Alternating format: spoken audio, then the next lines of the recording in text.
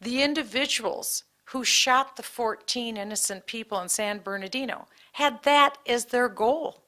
People across the globe who are acting in the name of Allah are trying to bring about the same goal, the establishment of Sharia law across the globe. Philip had mentioned a document known as the, why can't I say it?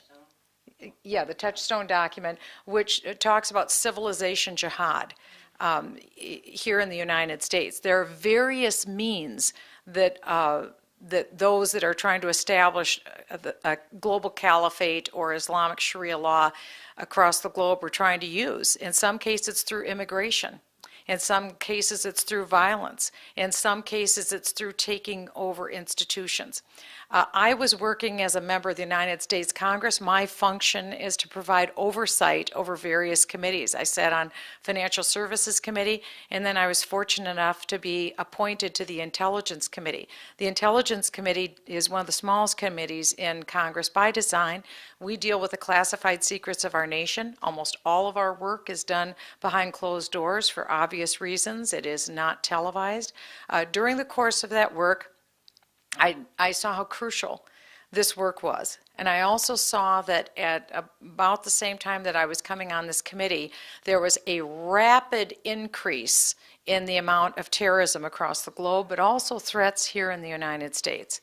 And I felt I needed to learn more than what was just coming and being presented to me by the committee. Because I had a sense, maybe I'm wrong, I had a sense that the departments that were coming to present information to us before the committee were perhaps in some sense sanitizing some of the information, and perhaps we weren't getting the whole story as members of Congress. Because one thing I have learned being in government is that bureaucracies and individuals in government want to make themselves look good, especially before those who are tasked with holding them accountable. So I had asked one of my aides to find me important people or people who are in the know who could bring me information. Hence walks in Philip Haney. One of my aides brought Philip Haney to me and said, Philip has a very important story to tell you. And really, I think the cover for this book says it all, which is see something, say nothing.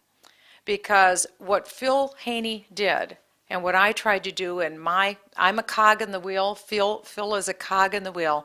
We both believe very strongly in the United States Constitution. He took his oath of office extremely seriously, and he did right by his oath of office. He did right by the Constitution.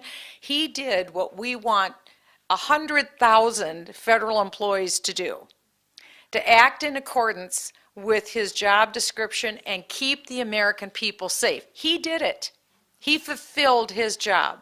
I tried to do the same as a member of Congress. I was very serious when I took my oath of office. I believe in our country, in our Constitution, and I tried to fulfill that level of oversight. So when he saw something, he tried to say something. When I saw something, I tried to say something. When Phil tried to say something, he was punished for it. He was punished with investigations being opened up on him, not on connecting the dots against terrorists and terrorist activities, but against Phil Haney, the person who unbelievably, with the gift that God has given him, where he put the trails together to get to the nest, the investigations were opened up on him. I want to give you a couple examples in my own life working with Phil Haney. Phil brought up the fact that I had authored letters to various inspectors general in our government, Department of Defense, Homeland Security, various departments. That is true. The reason why is because evidence was brought to me specifically about the influence of the Muslim Brotherhood in the United States government. The Muslim Brotherhood has been designated a foreign terrorist organization by the United Kingdom, by the United Arab Emirates, by other nations across the world. All you have to do is look at the Muslim Brotherhood, their history, what they stand for, and it's clear to see They are a foreign terrorist organization. In fact, I authored legislation here in the United States to designate the Muslim Brotherhood a foreign terrorist organization. And so I authored the letters. I found 4 other members of Congress, including Representative Louis Gohmert, who signed onto my legislation, or onto my letters to the inspectors general, and we asked questions very specifically about individuals and about people who were being involved in our government who had more than questionable ties with the Muslim Brotherhood. One individual that I asked questions about is affiliated with then Secretary of State Hillary Clinton, now the presumptive nominee for the Democrat Party. One of her chief aides was a woman named Huma Abedin. These were the facts that were brought to me. What I was told is that her mother and her father were both members of the Muslim Brotherhood. Her father was a senior member of the Muslim Brotherhood, her mother being a member of the Muslim Sisterhood, her brother being a close personal friend with Qaradawi, who is the spiritual leader for the Muslim Brotherhood. Also, her parents were involved in a magazine, essentially what I was told was a propaganda organ that was seeking to establish and promote the establishment of Islamic Sharia law across the globe. This magazine, I was told by the facts brought to me, in part was funded by a man named Omar Nassif, who was also a financer for Osama bin Laden. He had financed terrorism. He was financing this Sharia publication. This was Huma Abedin's parents who were writing this magazine. During the time that Huma Abedin, I was told, was working for Mrs. Clinton while she was the First Lady, also while she was United States Senator, Huma Abedin's name was listed on the masthead as an associate editor of that magazine. Now, according to U.S. federal law, if a person has that kind of associations, they don't get a security clearance for obvious reasons. And so we as members of Congress did our duty, our oversight function. We asked questions of the Inspector General. Would you look into and find out how did Huma Abedin get her security clearance? Was she granted a waiver? How did it happen? Because according to federal law, that shouldn't have happened. We never even got the courtesy of a response from the Inspector Generals to our letters. Philip Haney wrote about that in his book. That isn't the only example. Philip Haney also wrote about the Tsarnaev brothers in his book. As you know, that was another tragedy that occurred in Boston. And they attended an Islamic mosque in the Boston area. I served on the Intelligence Committee at that time as well. When that happened, I took a trip to Moscow. And I went to Moscow for the purpose of meeting with colleagues there, our own individuals who were there, but I also wanted to find out more information because there was a link with the Tsarnaev brothers and also with that part of the world. During the course of that meeting, I had understood that a cable had been sent from Russia to the United States Intelligence Service warning us of the Tsarnaev brothers and that we should look into them.